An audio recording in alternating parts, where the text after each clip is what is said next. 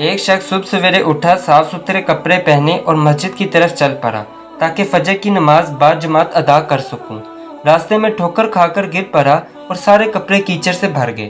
واپس گھر آیا، لباس بدل کر واپس مسجد کی طرف روانہ ہوا، پھر ٹھیک اسی مقام پر ٹھوکر کھا کر گر پڑا، کپڑے گندے ہو گئے۔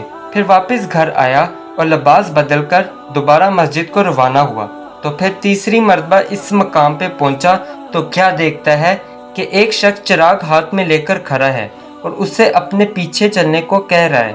وہ شخص اسے مسجد کے دروازے تک لے آیا۔ پہلے شخص نے اسے کہا کہ آپ بھی آ کر نماز پڑھ لیں۔ وہ خاموش رہا اور چراغ ہاتھ میں پکڑے کھڑا رہا، لیکن مسجد کے اندر داخل نہیں ہوا۔ 2-3 بار انکار پر اس نے پوچھا کہ آپ مسجد آ کر نماز کیوں نہیں پڑھ لیتے؟ دوسرے شخص نے کہا، اس لیے کہ میں ابلیس ہوں۔ پہلے شخص کی حیرانگی کی انتہا نہ تھی جب اس نے یہ سنا۔ شیطان نے اپنی بات جاری رکھی، یہ میں ہی تھا جس نے تمہیں زمین پر گرایا۔ جب تم نے واپس گھر جا کر لباس تبدیل کیا اور دوبارہ مسجد کی طرف روانہ ہوئے تو اللہ نے تمہارے سارے گناہ بخش دیے۔ جب میں نے دوسری مرتبہ تمہیں گرایا اور تم دوبارہ لباس پہن کر مسجد کو روانہ ہوئے تو اللہ نے تمہارے سارے خاندان کے گناہ بھی بخش دیے۔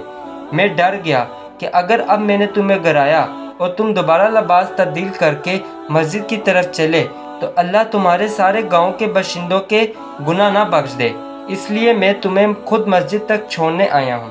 یا اللہ، ہمارے دلوں میں بھی ایسا ایمان پیدا فرما اور ہمیں بھی 5 وقت کی نماز پڑھنے کی توفیق عطا فرما۔ آمین۔